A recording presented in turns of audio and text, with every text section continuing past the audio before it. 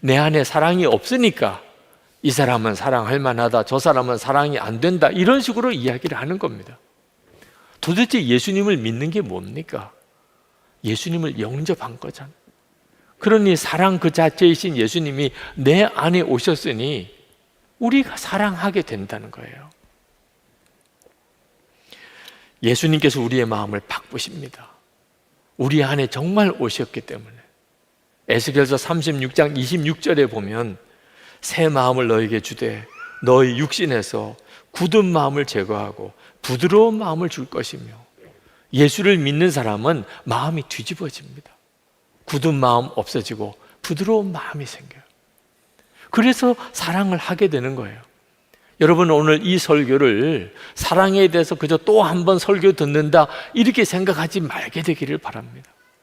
사랑에 대한 설교 이제 마지막 듣는 거예요. 이제는 진짜 사랑하게 됐냐 안 됐냐 그것만 남는 것. 여러분이 이런 마음으로 오늘 이 말씀을 붙잡으셔야 돼요. 사랑하게 되면 그는 진짜 예수 믿고 구원받은 사람. 이렇게 사랑에 대한 설교를 들어도 사랑이 안 되면 그는 예수 믿는 것도 아닙니다. 예수님을 믿는데 사랑은 안 된다, 그런 말 없습니다. 예수님을 제대로 안 믿으니까 사랑이 안 되는 거예요. 한 번은 해외 집회 갔다가 어느 권사님 한 분이 그렇게 집에 하루라도 좀 묵으시라고 권해서 그 권사님 댁에 가서 하루를 묵었어요. 참 집이 좋더라고요. 저녁에 예배를 드렸습니다. 가족들이 모여서 예배를 드리는데 분위기가 무거워요. 집은 너무 좋은데. 그 권사님 통해서 30년 이민생활 이야기를 들었습니다. 예수를 안 믿으셨던 분인데 미국 이민을 와서 사시는 동안 예수를 믿으셨어요. 그리고 참 성령의 체험을 강하게 많이 했습니다. 그런데 문제는 어느 교회도 적응이 안 되는 겁니다. 그래서 교회를 여러 번 교회를 옮기시다가 지금은 소속된 교회가 없는 겁니다. 그러면서 그 권사님이 물으시더라고요. 목사님, 도대체 어떤 교회에 제가 나가야 되겠습니까? 제가 그 권사님에게 이런 교회 가세요, 그런 말씀을 못 드리겠어요. 주님이 제 마음속에 고린도전서 13장 13절 말씀을 주시더라고요. 그래서 그 성경을 읽었어요. 믿음, 소망, 사랑 항상 있을 것인데 그 중에 제일은 사랑이라. 그래서 권사님께 어느 교회를 가시라고 제가 권하기 전에 한번 확인 한번 하고 싶습니다. 권사님 마음에 사랑이 제일이다, 그런 생각이 분명하시지요? 그렇게 물었어요. 그랬더니 그 권사님께서 대답을 못 하시더라고요. 그냥 가만히 계세요. 권사님, 분명히 성경에 읽으셨잖아요. 사랑이 제일이지. 권사님 그렇게 생각하시지요? 몇 번을 물었는데도 대답을 얼버무리세요. 사랑이 제일이지. 그러면요, 적응 못할 교회 없어요. 어떤 교회 가서 도대체 누구와 신앙생활 하든지 결론은 사랑이 제일이야. 그러면 어떤 교회, 어떤 성도와 도대체 어떻게 갈라지고 헤어질 생각을 할 수가 있나요? 사랑이 제일이라는 것만 분명하게 받아들여도 문제가 될 게 하나도 없다는 거예요. 가정생활, 교회생활 해결 안 될 문제가 없다니까요.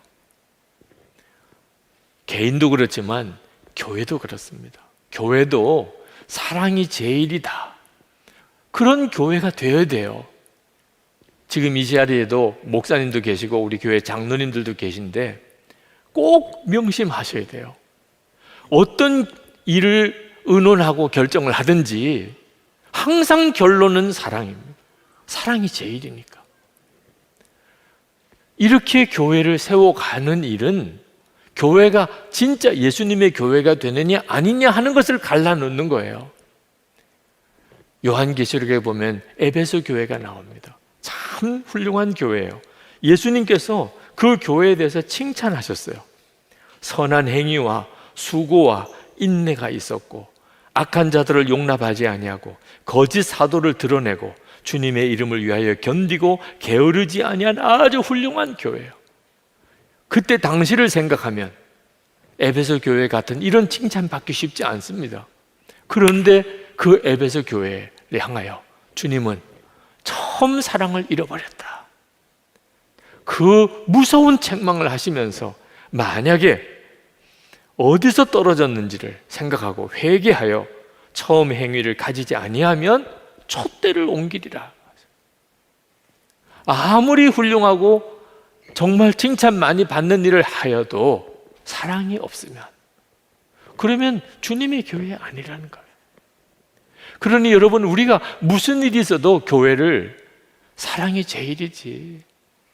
여러분의 속회 공동체, 찬양대, 교회에 있는 모든 부서, 교회 학교, 어느 부서든지 항상 결론은 사랑인 거예요. 사랑이 제일이지. 그렇게 되어야 그 교회가 주님의 교회인 거예요. 세계 2차 대전이 끝나고 난 다음에 독일 엄청나게 큰 어려움을 겪었습니다. 고아와 과부가 길거리에 넘쳤어요. 그때 미국을 비롯해서 서구 교회가 독일 교회를 재건하려고 헌금을 보냈습니다. 그때 독일 교회는 고민이었어요. 지금 길거리에는 고아와 과부들이 그냥 넘쳐납니다. 무너진 예배당 터 앞에라도 와서 어떻든지 뭔가를 좀 먹고 입고 살아야 되니까 도움을 요청해 와요. 근데 독일 교회 자체도 무너졌어요. 예배당을 어떻든지 재건을 해야 되는데 이 예배당부터 지어야 되냐, 고아와 과부부터 먹어야 되냐 고민하다가 우선은 예배드릴 처소가 있어야 되잖아요. 교인들이 일단 모여야 그 다음 뭘 돕기라도 할 거 아니겠냐. 그래서 예배당 짓는 일을 먼저 했습니다. 예배당을 다 짓고 난 다음에 그 다음에 고아와 과부들을 도우려고 했는데 고아와 과부들이 다 없어졌어요. 이렇게 저렇게 나라와 여러 단체들이 그 고아와 과부들을 섬기다가 그 고아와 과부들이 다 예배당 앞에서 떠났어요. 다시 교회로 돌아오질 않아요. 사랑도 기회가 있는 거예요. 무엇부터 먼저 해야 되냐? 기준이 분명하지 않으면 다 놓치게 돼요. 우리 교회 아무리 크고 교인이 많아도 하나님의 은혜와 하나님의 사랑이 늘 필요해요. 지금까지 하나님의 은혜로 하나님의 사랑으로 여기까지 온 거예요. 우리 교회가 은혜를 흘려보내고 사랑이 제일이라고 모든 일을 결정하지 않으면 하나님의 은혜와 사랑이 더 이상 교회에 머물지 않습니다. 그건 진짜 무서운 일인 거죠. 그러나 여러분, 사랑해야 된다, 이걸 부담으로 느끼라는 말은 아니에요. 사랑하지 못하면 큰일인데 두려워하라는 말씀도 아닙니다. 저는 이 설교를 하면서 실제로 그런 마음의 부담이 있더라고요. 제가 이렇게 설교를 했는데 이제 내가 어떻게 살아야 되나? 하나님, 차라리 오늘 이 설교 끝내고 그냥 의학하고 죽으면 얼마나 좋습니까? 얼마나 깔끔해요. 그죠? 아유, 자기가 설교해놓고 자기도 사랑을 못하네. 이런 부담 없잖아요. 설교 딱 잘하고 그리고 주님 앞에 가면 그러면 뭐 갈등도 없을 거고 그것 때문에 뭐 비난받을 일도 없지 않겠어요? 근데 주님, 어제 기도하는데 사랑만 하며 사는 게 너는 얼마나 큰 복인지 모르냐? 사랑만 하며 사는 그 삶을 하루라도 살 수 있다는 게 너 얼마나 큰 애인지 모르냐? 그 말씀을 깨우쳐 주셨어요. 제 마음과 생각이 확 바뀌어버렸어요. 사랑만 하며 산다, 원수도 사랑한다, 그건요 정말 말할 수 없는 복이라니까요. 올해로 만 100세가 되시는 김형석 교수님, 그분이 어떤 기자가 질문을 했습니다. 100세의 인생을 사셨는데 어느 순간이 가장 행복했습니까? 그때 김형석 교수님이 이렇게 대답을 했답니다. 오래 살아보니까 사람들과 더불어 살던 때가 행복했던 것 같습니다. 다른 사람의 짐을 대신 져 주었던 일, 사랑이 있는 고생, 그게 진짜 행복하더라고요. 100세를 살고 난 다음에 돌아보니까 고생했냐 안 했냐가 중요한 게 아니고 사랑이 있는 고생은 행복이더라고요. 다른 사람의 짐을 짊어진 게 그게 행복이더라고요.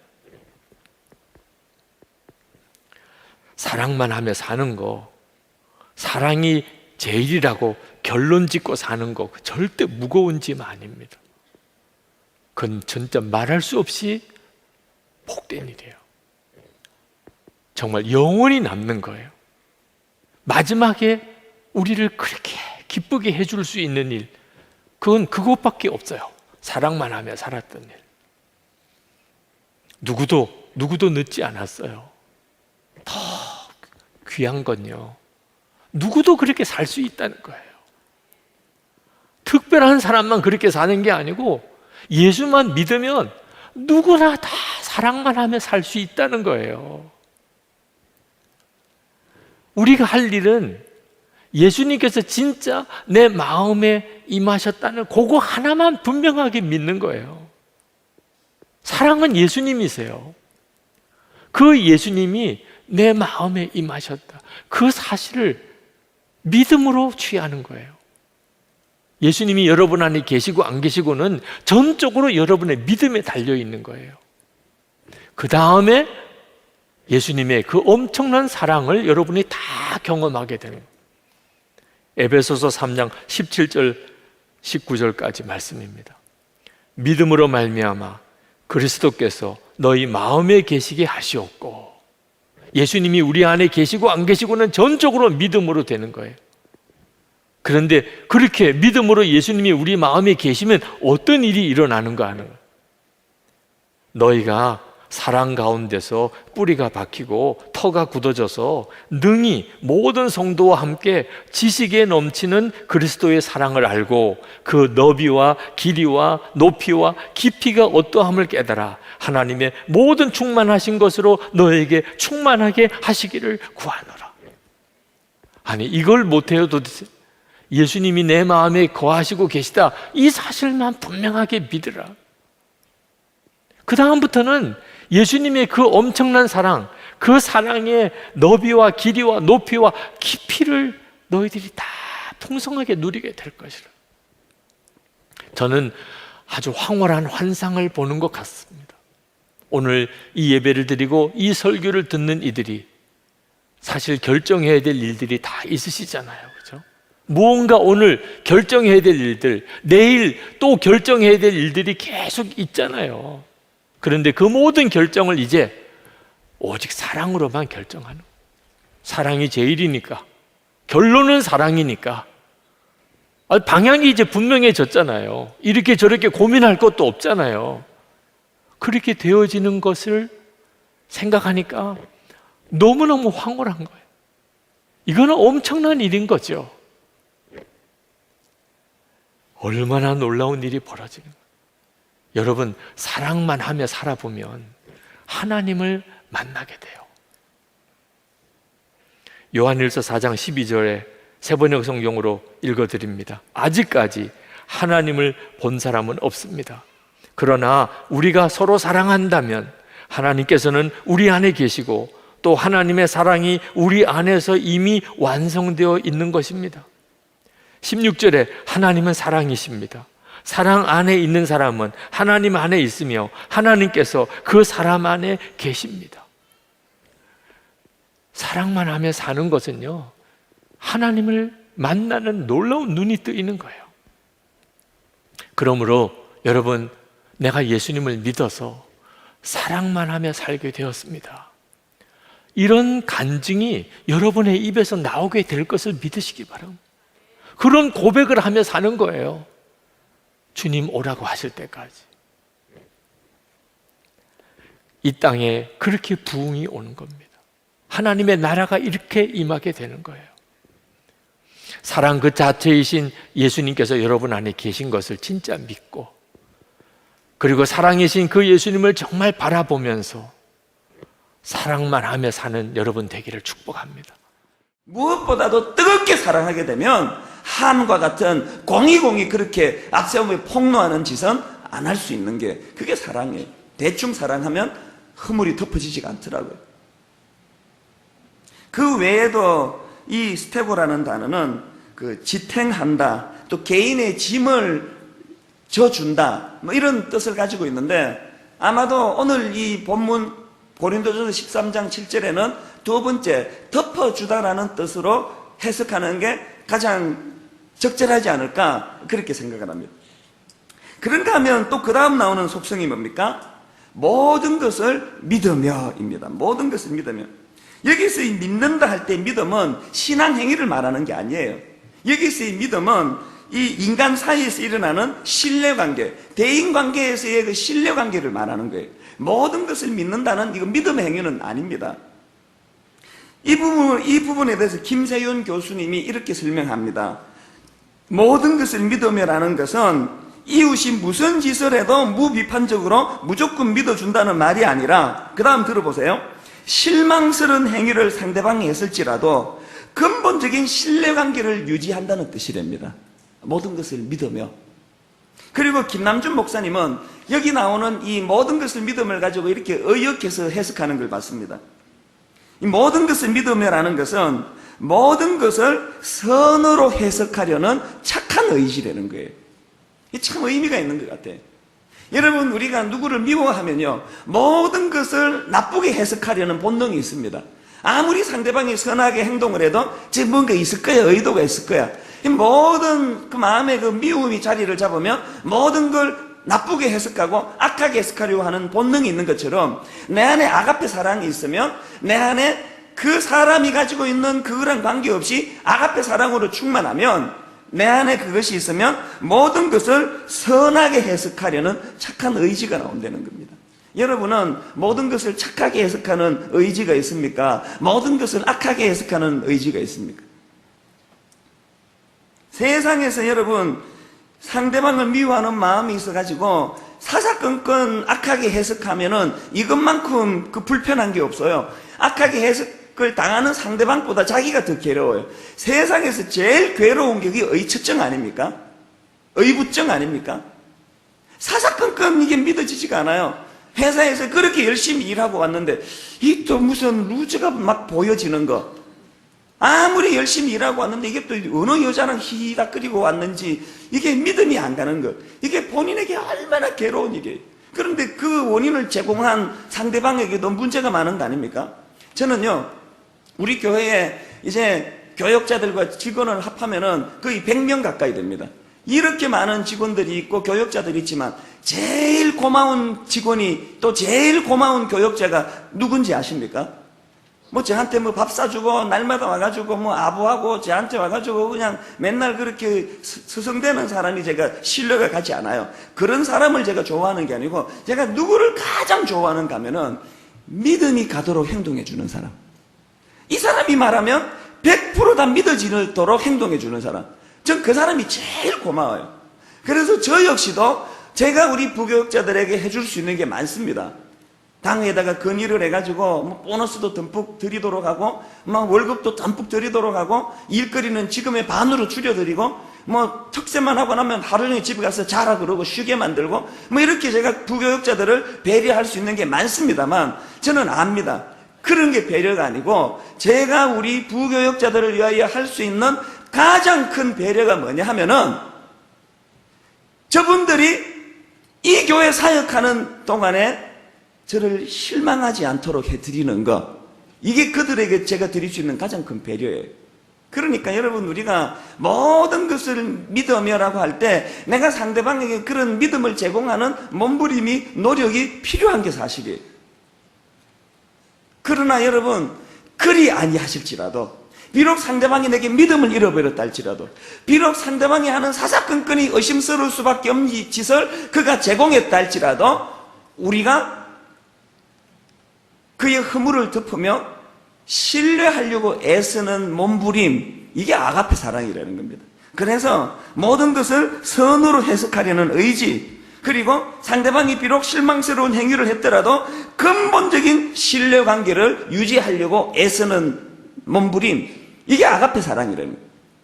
이 사랑을 완벽하게 구현한 대상이 있다면, 존재가 있다면 부모님이에요. 앞에서 사랑은 허다한 허물을 덮는다 그랬는데 이게 안 되지만 유일하게 되는 존재가 부모예요. 부모들이 우리의 허물을 얼마나 많이 덮어옵니까? 이게 가능한 이유는 모든 것을 믿으며 하는 이 항목이 되기 때문에 그래요. 이 자식이 내가 지금 질끈 눈 감아주면 언젠가는 반드시 변화가 될 것이라는 믿음이 있으니까 그게 가능한 거예요. 근데 저는 이런 걸 보면서요, 어머니 역할이, 아버지 역할이 내게 수행될 때 그것이 가능하다면 그러면 내 안에 그 능력이 있다는 거예요. 저는 여러분이 모든 것을, 상대방의 모든 허물을 덮을 능력이 있다고 믿습니다. 저는 여러분 안에 모든 것을 믿는 믿음의 능력이 있다고 믿습니다. 의지가 없는 거예요. 오늘 성령님이 여러분 안에 그런 능력이 구현될 수 있도록 여러분의 의지가 힘을 발휘하게 되시기를 바랍니다. 왜 우리가 그렇게 애를 써야 됩니까? 갈란드라고 하는 사람이 이 부분에 대해서 이렇게 설명했습니다. 여기 나오는 모든 것을 믿는다라는 이 부분은 지금 바울이 무슨 거창한 이론을 이야기하는 게 아니라는 거예요. 지금 바울이 자기 마음을 고린도 교회 성도들에게 피력한다는 거예요. 여러분, 고린도 교회 성도들의 형편은 아시잖아요. 병들었어요. 깊이 병들었어요. 그리고 한 가지 병이 아니에요. 합병증이에요. 이것도 문제고 저것도 문제고 이거는 뭐 손을 쓸 수 없는 상황이에요. 그럼에도 불구하고 바울은 그렇게 자기를 실망시킨 고린도 교회 성도들을 향하여 정성껏 사랑의 편지를 써서 고린도 전서를 쓰고 고린도 후서를 써서 그들에게 보여주는 그 행위, 이게 모든 것을 믿으며에 해당되는 행위라는 거예요. 바울이 보기에는 참담하기 짝이 없고 너무나 자기에게 실망을 안겨다 준 고린도 교회 성도지만, 그러나 바울이 믿는 게 하나 있었습니다. 아무리 고린도 교회가 변질했지만, 아무리 고린도 교회가 타락하고 병들었지만, 그러나 한 가지 확실히 믿는 것, 오늘도 고린도 교회는 병들고 타락했고 부패했지만 그 교회는 여전히 하나님의 교회요, 예수 그리스도가 머리 되시는 거룩한 교회라는 거예요. 뿐만 아니라 아무리 타락하고 변질되었어도 그 하나님의 교회는 변화될 수 있다는 거예요. 성령으로 사랑이 회복이 되면은, 이 고린도전서 13장의 사랑이 그 교회 안에 스며들어서 사랑이 회복되면은 그 변질된 교회는 회복될 수 있다는 거예요. 우리에게 이 두 가지 믿음이 얼마나 필요합니까? 교회를 향하여. 현실적으로 교회의 모습은 참담하지만 그럼에도 불구하고 여전히 교회의 머리는 예수 그리스도라는 거예요. 스티븐 호킹 박사가 비록 사지를 잘 가누지 못하는 중병에 걸려 있지만 아무도 스티븐 호킹 박사를 초라한 인간이다 말할 수 없는 건 그가 머리가 살아있기 때문이라면, 오늘도 교회의 머리 되시는 예수 그리스도, 여러분, 그렇기 때문에 교회는 비판의 대상이 아니에요. 교회는 비난의 대상이 아니에요. 제가 한 번씩 교회를 비판하는 것 같고 한국 교회의 약점을 지적하는 것 같지만 거기에는 저의 무한한 사랑이 담겨 있습니다. 우리 아버지, 육신의 아버지가 목숨을 내다 바칠 만큼 소중히 여겼던 교회, 금식 기도하면서 교회의 회복을 꿈꾸며 몸부림치다가 돌아가신 게 우리 아버지인데, 한국 교회에 대한 애정이 있는 거예요. 사랑이 있는 거예요. 교회가 이러면 안 되는데, 제가 설교 시간에 한국 교회를 이야기하는 건 비판하기 위한 게 아니에요. 교회를 사랑하기 때문에, 아직도 희망이 있기 때문이에요. 바울의 이 심정, 이게 모든 것을 믿음이에요. 가정도 마찬가지 아닙니까? 여러분 눈으로 한심합니까? 자녀들이? 안 될 것 같아요, 이 인간이? 여러분 남편이 여러분을 수없이 속였습니까? 여러분 남편에게 이제 신뢰가 안 가십니까? 여러분 아내가 가지고 있는 약점이 이제는 이건 안 된다, 여러분 마음으로 그렇게 자꾸 생각이 되세요? 모든 것을 믿음에 아닙니다. 그렇지 않습니다. 변할 것입니다. 우리가 왜 이렇게 몸부림쳐야 되는가 하면 먼저 내가 그 혜택을 받았기 때문이에요. 요한복음 13장 1절을 보니까요, 예수님의 속성을 이렇게 말씀하세요. 6월절 전에 예수께서 자기가 세상을 떠나 아버지께로 돌아가실 때가 이런 줄 아시고, 그 다음 보세요. 세상에 있는 자기 사람들을 사랑하시되 끝까지 사랑하시니라. 12제자를 갈아치웠으면 12분도 더 갈아치웠을 거예요. 맨 마지막에 결정적인 순간에 가장 위로가 필요하던 십자가상에 골고다 언덕으로 향하는 그 상황에 자기를 냉정하게 부인해버린 인간이 그게 베드로예요. 안 되는구나. 끝까지 기다려줘도 안 되는구나. 끝까지 기다려줘도 돌아오는 건 실망밖에 없구나라는 거기서 한 걸음 더 나가신 게 예수님이에요. 부활하신 후에 만나야 될 사람, 찾아야 될 사람 수없이 많지만 먼저 찾아 위로해 주신 대상이 베드로예요. 예수님께서 세상에 있는 자기 사람들을 사랑하시되 끝까지 사랑하시니, 그 끝까지 사랑하시는 이 하나님의 속성이 오늘 저를 이 자리에 서게 한 거예요. 우리들의 생각이 어떠한지 사실은 우리의 죽음 앞에서 가장 명확하게 우리의 모습이 드러나요. 예수님께서 십자가에 달리실 때 누가복음 23장 34절에 예수님이 마지막으로 이렇게 기도하세요. 아버지, 저들을 사하여 주옵소서. 자기들이 하는 것을 알지 못합니다. 사도행전 7장에 스데반이 순교의 자리에서 돌에 맞아 죽으면서 이렇게 얘기합니다. 주여, 이 죄를 그들에게 돌리지 마옵소서. 우리들이 생각하는 원수, 우리들이 생각하고 있는 아군과 적군, 우리들이 원수라고 이야기할 때 그것은 절대적인 가치 기준에 의해서 움직이는 것이 아니라 우리들이 스스로 원수라고 정의한 그 사람들 때문에 우리의 정체성이 명확해지는 거예요. 그럼 지금 우리나라에서, 아니 전 세계적으로 이렇게 일어나고 있는 현상들, 극단적으로 사람들을 혐오하는 일들 가만히 보세요. 그 원수를 정해놔야 내 정체성이 생기는 거예요. 그래서 내 정체성을 명확하게 하기 위해서 우리는 원수라고 생각하는 사람들에서 더 증오하고 더 나쁜 말을 하고 그렇게 살아가요. 저는 하나님의 말씀이 우리들에게 복음인 것은 이 말씀, 우리들에게 근원적인 사랑이 회복되지 않으면 지금 이 사회 속에 만연하고 있는 이 헤이트, 서로를 증오하는 이 일들이 도저히 없어질 것 같지 않아요.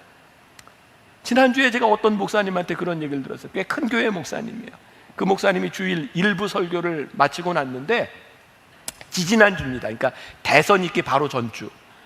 부목사님이 찾아오더니 목사님한테 굉장히 어렵게 이야기를 하더래요. 목사님, 죄송하지만 넥타이를 좀 바꿔 매시면 안 되나요? 근데 목사님은 아무 생각 안 하고 넥타이를 메고 왔는데 빨간 넥타이를 맨 거예요. 그랬더니 예배를 마치고 나가면서 교인들이 목사님이 혹시 어떤 한쪽을 지지하는 게 아니냐고. 그래서 넥타이를 뭐로 바꿀까 갑자기. 그래서 사무실에 보니까 다행스럽게도 이렇게 스트라이프 줄이 간 넥타이가 있는데 빨간 줄, 파란 줄, 빨간 줄, 파란 줄가 있는 넥타이가 있어요. 그래서 그거 메고 설교했대요. 그 이야기를 들으면서 야, 우리들이 원수를 정해놓고 저 사람은 내 편이 아니다라고 정해놓으면 이렇게까지 갈 수 있는 거구나. 여러분들, 우리나라 순 우리말이 뭐 옥스퍼드 사전에 등재됐다면서 그대로 내로남불. 네? 내가 하면 로맨스고 남이 하면 불륜이고, 우리들이 그렇게 원수를 만들어 놓는 순간 그 가치 기준들이 그렇게 극단적으로 갈 수밖에 없는 거죠. 그런데 하나님께서 우리들에게 가르쳐 주시는 놀라운 일이 있는 거예요. 이 사순절을 지나가면서 하나님의 사랑에는 차별이 없다는 거예요.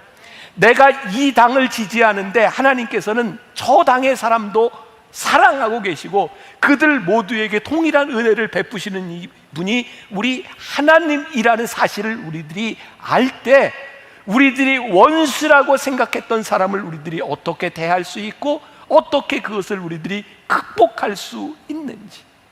그런데 만일 우리가 섬기고 있는 교회에서 말씀을 듣고 있는 우리들에게서 우리들이 원수를 삼아놓고 살아간다고 하면 우리들이 제대로 복음의 길을 걷고 있는 것이 아닌 것이죠. 원수란 지금 내가 상대하고 있는 그 누군가를 하나님의 사랑에서 배제할 때 그 사람이 원수가 돼요. 하나님의 사랑이 우리들의 삶의 기준이 되기 시작할 때 더 이상 하나님의 사랑을 받을 자격이 있는 사람, 자격이 없는 사람을 우리들이 나누지 않게 될 것이에요. 이게 복음을 사는 사람들의 모습은 아닐까. 유명한 말틴 루터킹 주니어 목사님이 이런 이야기를 했어요. 원수를 친구로 변화시킬 수 있는 힘은 사랑뿐이다. 본질상 사랑은 창조하고 세운다. 에이브라함 링컨이 이런 말을 했대요. 원수를 친구로 삼으면 이로써 원수를 무찌르는 것이 아닌가. 여러분, 원수를 무찌르는 유일한 방법이요, 원수를 친구로 삼는 거예요. 원수가 원수인 채 남아있으면 그 원수는 우리들에게서 극복되지 않는 거죠. 원수는 우리를 파멸로 몰아가요. 그러나 원수가 내 친구가 되면 우리들의 삶이 창조적으로 세워지기 시작해요. 저는 이 강단에서 설교하면서 제일 감사한 일이 무엇인가? 이렇게 설교하면서 제 눈에 원수가 띄면 내가 참 설교하기 힘들 것 같아요. 근데 아무리 봐도 여기에 원수가 없어. 그게 저로 하여금 이 강단에 서서 설교하는 가장 큰 힘인 거예요. 하나님, 저에게 원수가 없음이 큰 축복인 줄 믿습니다. 여러분들의 삶에 원수가 친구로 되어질 때 우리는 하나님의 큰 축복 속에 들어가게 되는 거죠. 원수를 사랑할 때 자유를 얻어요. 원수에게 내어줬던 그 지배하에서 우리들이 해방되는 거예요. 그러고 보니까 원수를 사랑하라고 하는 이 말씀은 하나님께서 원수를 위해 주신 말씀이에요. 누구를 위해 주신 말씀이에요? 나를 위해 주신 말씀이에요. 원수를 사랑하는 게 이게 이렇게 큰 축복이구나. 자, 오늘 우리들에게 주시는 도전, 이 원수를 사랑하는 것에 대해서 우리들이 어떻게, 오늘 여러분들과 함께 예수의 길에서다, 이제 세 번째 말씀을 나누려고 합니다. 첫 번째, 두 번째 말씀을 통해서 초대, 그리고 우리를 부르시는 부르심에 대한 말씀을 나누었고, 오늘은 그 부르심이 우리들에게 어떤 도전이 되는가, 그 도전에 대한 말씀을 나누려고 합니다. 지난주부터 이번 주 앞으로 말씀들이 우리들에게 전혀 새로운 것이 아닙니다. 다 알고 있는 말씀들이에요. 문제는 우리들이 이 말씀대로 살아가느냐에 대한 부분이죠. 오늘 우리에게 주시는 도전은 원수를 사랑하라. 오늘 말씀은 이게 답니다. 원수를 사랑하라. 그리고 제가 30분 동안 한 얘기 또 하고, 한 얘기 또 하고, 한 얘기 또 하고, 한 얘기 또 할 거예요. 자, 원수를 사랑하라. 이것이 우리들에게 어떤 도전이 되는가. 지난해 우리는 새벽마다 주님은 나의 최고봉 말씀을 묵상했습니다. 1년 동안 저에겐 정말 힘든 일이었어요. 그 묵상집을 1년 동안 늘 쓰고, 그리고 그 묵상집이 나오고 나서는 늘 제가 느끼는 것처럼 어떻게 사람이 이런 책을 쓸 수 있을까? 막 정말 제가 너무해요? 네. 그러면서 이렇게 하루하루 그 어머니 기도실에 그 릴레이 기도를 하면서 한 장 한 장 지나갈 때마다 제가 이런 말씀이었구나 또 깨닫는 것들이 있어요. 그 5월 11일자 훈련해야 할 사랑에 보면 오스왈드 챔버스가 이런 이야기를 하고 있어요. 성령께서는 하나님께서 내가 사랑스러워서 나를 사랑하는 것이 아니라 그것이 그분의 속성이기 때문에 나를 사랑하심을 알려주십니다. 우리가 사랑받을 만한 자격이 있기 때문이 아니라 그것이 하나님의 속성이기 때문에 우리를 사랑하셨다는 말씀이에요. 오늘 우리는 이 사랑에 대한 새로운 기준을 다시 한번 생각해 보려고 합니다. 오늘 우리가 읽었던 말씀 중 누가복음 6장 32절 말씀에 보니까 너희가 만일 너희를 사랑하는 자만을 사랑하면 칭찬받을 것이 무엇이냐? 죄인들도 사랑하는 자는 사랑하느니라. 그러니까 우리들이 사실 그 사랑에 대한 이야기를 많이 했지만 그냥 죄인들도 하는 사랑, 그런 사랑을 이야기하지 않았는가? 오늘 우리가 읽은 말씀, 또 마태복음 5장부터 7장까지를 우리가 산상수훈 말씀이라고 하거든요. 이 말씀이 굉장히 중요한 보배로운 그런 말씀이죠. 그런데 이 산상수훈은 예수님이 산에서 말씀하셨어요. 모든 사람들이 이 말씀을 들은 것이 아니라 특별히 예수님의 말씀을 듣기 위해서 산에까지 올라간 사람들에게 하신 말씀이었습니다. 그런데 이 동일한 말씀이 오늘 누가복음에는 평지설교로 되어 있어요. 누가복음 6장 17절에 보니까 이렇게 말씀이 되어 있어요. 예수께서 그들과 함께 내려오사 평지에 서시니 그 제자의 많은 무리와 예수의 말씀도 듣고 병 고침을 받으려고 유대 사방과 예루살렘과 두로와 시돈의 해안으로부터 온 많은 백성도 있더라. 이제 오늘 이 말씀은 어떤 말씀이냐면 예수님이 평지에 내려오셨는데 사람들이 목적이 다 달랐어요. 어떤 사람은 병 고치기 위해서, 어떤 사람은 좀 말씀 좀 듣고 부자가 되자, 이런 것도 있고, 다 다른 생각을 가지고 온 모든 사람들에게 예수님이 이 원수 사랑에 대한 말씀을 하고 계신 거예요. 그러니까 오늘 이 말씀은 여기에 있는 우리들이 예배를 드리러 왔지만 어떤 마음을 가지고 왔는지 모르지만 오늘 우리 모두에게 하시는 말씀인 거죠. 원수 사랑에 대한 말씀을 하고 계시는데 여러분 가만히 생각해 보세요. 이 세상에 있는 종교 중에 사랑하라라고 가르치지 않는 종교가 어디 있을까요?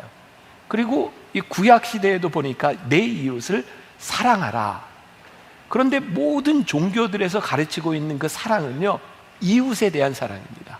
원수를 사랑하라고 하는 것은 오직 예수님만이 우리들에게 하신 말씀이죠.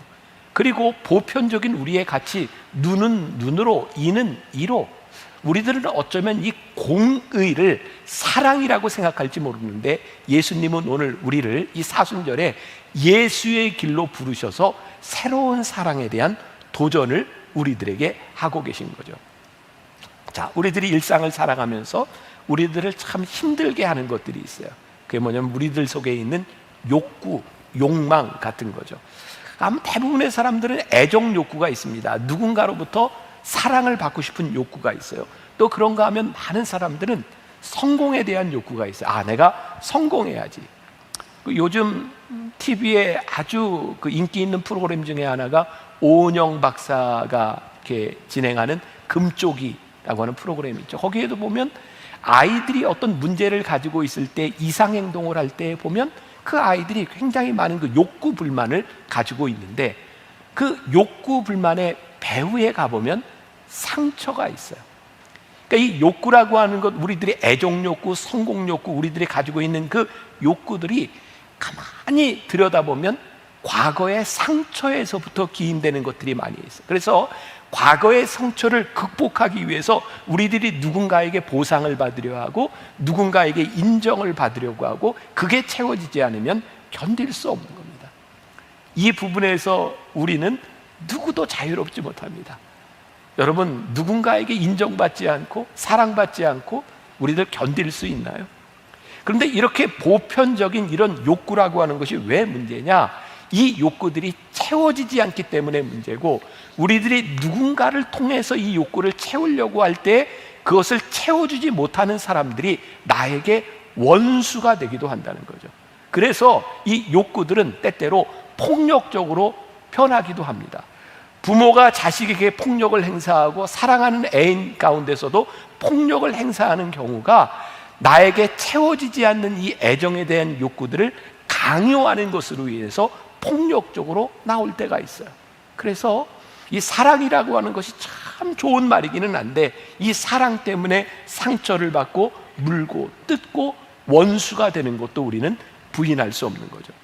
이러한 상처를 극복할 수 있는 일에 대하여 제가 지지난주부터 시작한 이 설교는 헨리 나우엔이 쓴 예수의 길이라고 하는 그 길을 지금 따라가고 있어요. 헨리 나우엔이 오늘 이 도전에 대해서 극복할 수 있는 해결을 이야기하고 있는데, 사실 오늘 말씀은 여기서 끝. 이거 하나면 돼요. 그게 뭐냐면 처음 사랑을 회복하라는 거예요. 자, 헨리 나우엔이 이렇게 말을 합니다. 너는 내 사랑으로 태어났다. 내가 사랑으로 내게 숨결을 불어넣었고 사랑의 말씀으로 너를 창조했기에 너는 내 사랑의 성육신이다. 내 안에는 미움도 없고 복수심도 없고 원한도 없다. 나는 너를 완전히 받아들인다. 나는 너를 사랑한다. 그러니 이 사랑을 믿을 수 있겠느냐? 주님께서 우리들에게 하시는 말씀이죠. 우리 교회는 BTD 영성훈련이 있습니다. 처음 영성훈련을 시작할 때 아무도 모르고 서로 들어온 사람들이 함께 부르는 찬양이 하나 있어요. 당신은 사랑받기 위해 태어난 사람, 당신의 삶 속에서 그 사랑받고 있지요. 당신은 사랑받기 위해 태어난 사람, 당신의 삶 속에서 그 사랑받고 있지요. 매번 이 찬양을 부르거든요. 이 찬양을 부를 때 그냥 아무것도 하지 않았는데 이 찬양을 부르는 중에 눈물을 활칵 쏟는 사람들이 참 많아요. 당신은 사랑받기 위해 태어난 사람, 그거 한마디가 우리의 가슴의 모든 것들을 다 무너뜨리는 거죠. 우리가 깨닫지 못했던 처음 사랑, 근원적으로 우리를 사랑하신 그 사랑은 어떤 조건에 대한 사랑이 아니라 내가 사랑받기 위해 태어났어. 하나님이 너를 사랑하셔. 하나님이 나를 사랑하시는구나. 내가 사랑받는 존재이구나. 이때 우리들에게 채워지지 않았던 모든 욕구가 채워져요. 그리고 그때 우리는 감사하게 되죠. 그리고 원수를 사랑한다고 하는 것이 이렇게 할 수 있는 것이구나 라는 것을 깨닫게 되죠. 헨리 나우엔이 그 책에서 이렇게 이야기를 합니다. 너는 넘치는 사랑을 받은 존재이기에 작은 이익 따위는 생각하지 않아도 된다. 이 처음 사랑, 이 근원적인 사랑을 우리들이 깨닫는 것이 중요하다는 거죠. 깨어진 관계, 그리고 이것이 어떻게 회복될 수 있는가. 여러분, 깨어진 관계의 시작은 늘 그래요. 우리가 누군가에게 요구하기 시작하면서부터. 왜 깨어져요? 우리가 요구하는 걸 다 들어주지 못하니까. 그렇다고 모든 이 요구라고 하는 게 이기적일까요? 전 그렇게 생각하지 않아요. 어쩌면 당연한 것일 수 있어요. 내가 너를 이만큼 사랑하니 너도 나에게 그 사랑을 보여주겠니? 어쩌면 당연한 일일지 몰라요. 여러분들은 어떠신지 모르겠지만 제 아내가 가끔 저한테 묻는 게 있어요. 나 사랑해? 그 얘기를 내가 어떻게 대답을 해야지? 그리고 저도 아내에게 나는 사랑받는 존재인가? 우리들이 살아가면서 끊임없이 우리들이 알고 싶은 게 뭐냐면 내 사랑의 요구가 채워지는가라고 하는 거죠. 그러나 이 욕구는 아무도 채워주지 않는다는 거예요. 사랑으로 시작하지만 이 사랑은 결국 파국으로 갈 수밖에 없는 거예요. 왜? 채워지지 않기 때문이죠. 헨리 나우엔은 예수 얘기를 해서 또 이런 이야기를 합니다. 우리가 다른 사람을 사랑할 수 있음은 내 시면의 자아가 처음 사랑을 만났기 때문이다. 하나님의 사랑은 조건도 없고 한계도 없다. 우리는 관계를 맺을 때 상대방도 그 처음 사랑으로 사랑받는 존재임을 인식해야 한다. 우리의 관계는 그런 거죠. 결혼의 관계도 있어요. 우정의 관계도 있어요. 공동체의 관계도 있어요.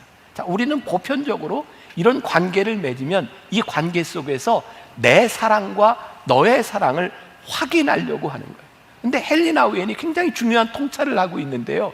우리의 관계 속에서 내 사랑을 확인하려고 하면 이것은 절대로 채워지지 않지만 우리의 관계 속에서 하나님의 사랑이 드러나도록 한다면 우리들이 이 사랑을 이해할 수 있겠다는 거예요. 우리의 관계 속에서 하나님의 사랑이 드러난다고 하는 것은 무엇일까? 서로의 사랑을 확인하는 것이 아니라 하나님의 사랑이 드러나는 것, 하나님의 사랑이 소통되는 것. 우리 인격이라는 말이 person, personality라는 말이잖아요. 이 person이라고 하는 말은 라틴어의 두 개의 단어가 결합이 되어 있어요. per라고 하는 말은 통하다라고 하는 뜻이고요. sonare라고 하는 말은 소리를 낸다라는 거예요. 그러니까 우리들이 인격적인 관계가 된다고 하는 것은 내 일방적인 욕구가 아니라 그 안에서 소통이 되고 소리가 들려지는 것이 인격적인 사랑인 것이죠. 자, 헨리 나우엔이 쓰는 표현 중에 조금 어려울 수도 있겠는데 한번 들어보세요. 우리가 그 처음 사랑을 알고 하나님의 집에 거하면 내 안에 임재하시는 하나님이 타인 안에 임재하시는 하나님을 알아보신다. 반대로 내 마음속에 악마가 있으면 사방에 귀신이 보이고 우리 안에 어두운 세력이 있으면 도처에 어두운 세력이 보인다. 마음이 어두운 사람의 눈에는 그런 사람만 보이는 법이다. 어둠은 어둠에게 말하고 악은 악에게 말한다. 그러나 사랑은 사랑에게 말하고 하나님은 하나님께 말씀하신다. 제가 조금 설명을 해볼까요? 저에겐 이렇게 이해가 되었어요. 하나님의 사랑을 내가 알고 내가 하나님의 집에 하나님이 내 안에 거하시면 내 안에 계시는 하나님이 그 사람 안에 계시는 하나님을 알아봐요. 처음 사랑이 내 안에, 근원적인 사랑이 내 안에 있을 때 내 속에 있는 이 사랑이, 하나님의 사랑이 누군가를 알아보게 돼요.